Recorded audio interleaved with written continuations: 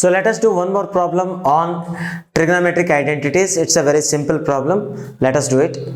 So see this here. We need to show that tan square A minus tan square B equal to cos square B minus cos square A by cos square B cos square A, or sin square A minus sin square B by cos square B cos square A.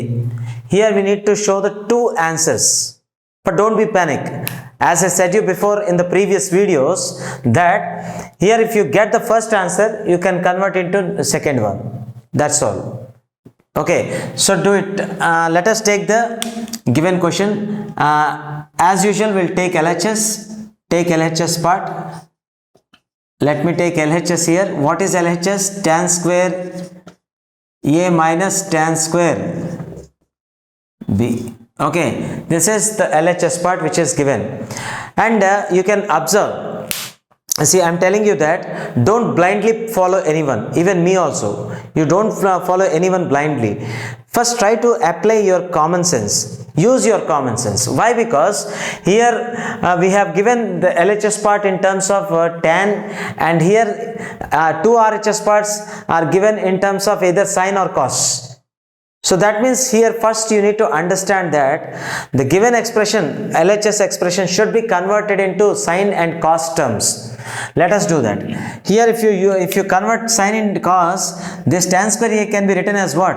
Sin A by cos A. Since tan theta is the ratio of sin theta to cos theta, so we can write it as sin A by cos A. As square is there, we can put a square also. Sin square A by cos square A. So that tan square A can be expressed like this, minus here tan square B can be expressed as what?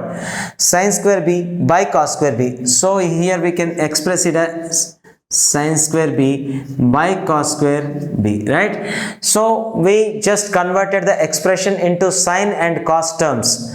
Okay, now for our further simplification, we need to take the LCM of denominators part.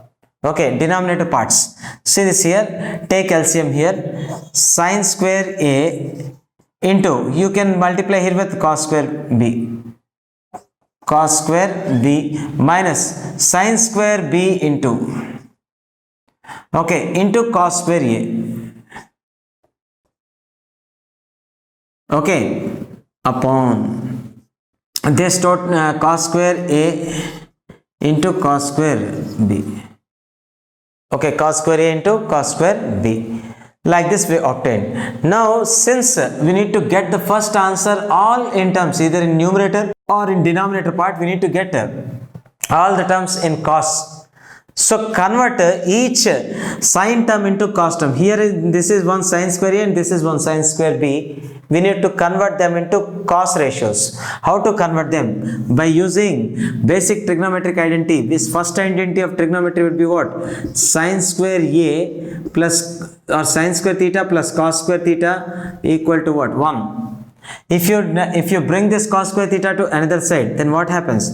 Sin square theta can be expressed as 1. Here plus will be converted to minus cos square theta. So here whenever you will get sin square theta, there you can replace it with what? 1 minus cos square theta as per the identity of trigonometry. So here also you do same. So sin square A can be expressed as what? 1 minus cos square A or not? Exactly. So 1 minus cos square A we can write in place of sin square A, and write down cos square B as it is.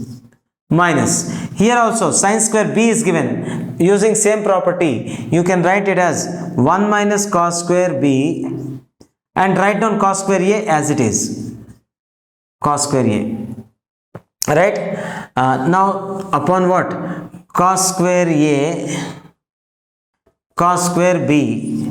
Okay, now just see, for the further simplification, let me multiply this cos square B with each and every term. Cos square B into 1, that would be cos square B, minus cos square B into cos square A. So that would be cos square A into cos square B. Or we can say cos square A, cos square B. Now minus symbol is there. Minus, so you can write this as minus cos square A or not? you need to multiply with minus symbol as well as cos square a. Means we need to multiply here with minus cos square a. Understood? Once again I am telling you, here we need to take care of this minus symbol in front of this expression. So not only with cos square a, but also here we need to multiply with the minus symbol also. So I can say with minus cos square a, I need to multiply this expression. So what is minus cos square a into 1 into plus 1? That is minus cos square a, right? And minus cos square a into plus cos square b. Minus into minus becomes what? Plus. So that is cos square a cos square b upon cos square a cos square b, right? Like this we obtained. Now if you carefully observe in the numerator part, then you obtained cos square a and cos square b 2 times, but one with plus and one with minus, so we can cancel the 2 terms. So what are left over here? Cos square b, okay, minus cos square a by what? Cos square a cos square b. Let me write down in reverse order: cos square b cos square a.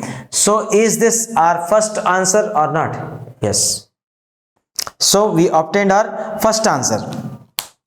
Now this is your first answer. Let me notice here. Okay, we got our first answer.